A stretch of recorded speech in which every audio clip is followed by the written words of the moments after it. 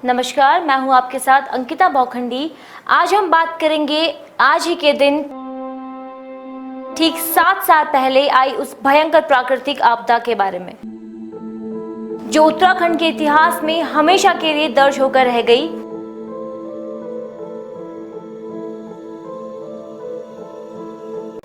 जी हां, हम बात कर रहे हैं साल 2013 तारीख 16-17 जून की। वो 2 काली रातें जिन्हें आज भी याद करके लोग सहम जाते हैं। केदारनाथ आपदा के 7 साल पूरे हो चुके हैं। केदारनाथ मंदिर उत्तराखंड राज्य के रुद्रप्रयाग जिले में स्थित है और ठीक 7 साल पहले ही आज ही के दिन केदारनाथ में जो हुआ वो किसी भयानक सपने से कम नहीं था। हर तरफ बस तबाही का मंजर नजर आ रहा था। 16 जून 2013 की रात उत्तराखंड में तेज बारिश हुई थी।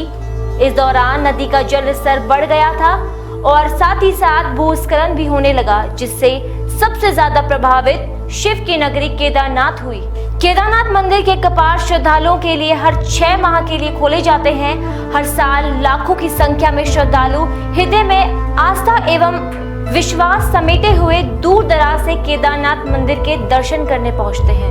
हिंदू धर्म में केदारनाथ को पवित्र धाम माना जाता है, जहां सदियों से लोग मोक्ष पाने के लिए आया करते हैं। केदारनाथ जाने के लिए भक्त रुद्रप्रयाग से गुप्तकाशी 20 किलोमीटर तक आते हैं, जहां गौरीकुंड का सफर तय करना होता है। यहाँ लाखों की संख्या में लोग अपने परिवार और रिश्तेदारों के साथ सदियों से आते रहे हैं।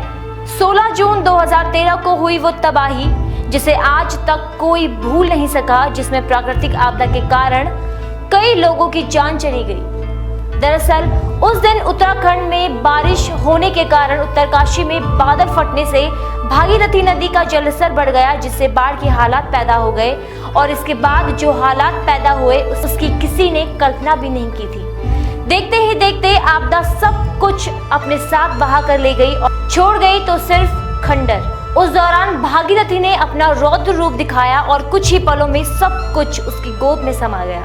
उत्तराखंड के केदारनाथ, रामबाड़ा, गौरीकुंड को आपदा अपने साथ ले गई। इसी दौरान पिथौरागढ़ के कई गांव भी बाढ़ की चपेट में आ गए।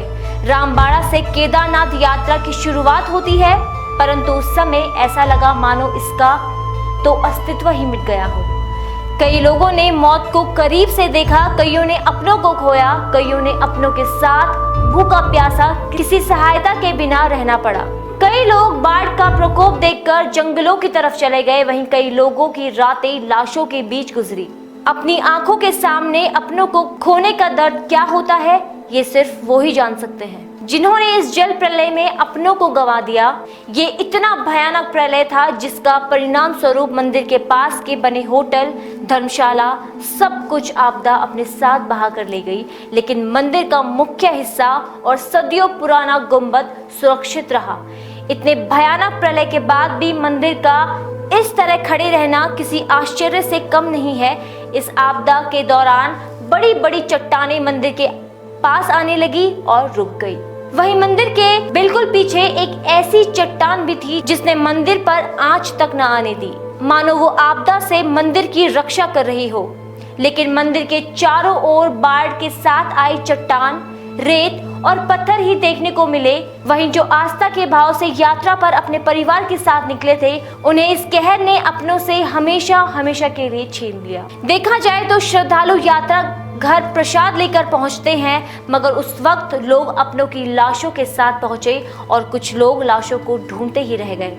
जो लोग बाढ़ के प्रकोप से बच गए, उनसे अगर इस भयानक कहानी के बारे में सुनो तो आज भी उनकी आंखों में आंसू नजर आते हैं और दिखता है तो वो प्रलयकारी मंजर जो उन्होंने अपनी आंखों के सामने देखा, जिसे सुनकर रूह कांप जाती है। कभी किसी वक्त केदार घाटी अपने भक्तों से गुलजार रहती थी, लेकिन उस दौरान चारों तरफ सन्नाटा ही सन्नाटा पसरा हुआ था। वैज्ञानिकों के अनुसार इस घटना का कारण केदार घाटी के ग्लेशियर का पिघलना बताया जाता है, जिस कारण बाढ़ आई थी। लेकिन सदियों पुराने मंदिर को वापस पूर्व स्थिति में लाना तत्काल नामुमकिन नहीं था। लेकिन आज भी फिर से केदारनाथ धाम में शीश नवाने के लिए भक्त दूर दूर से आते हैं। यह बात लोगों की भगवान के प्रति अटूट आस्था को चरितार्थ करती है।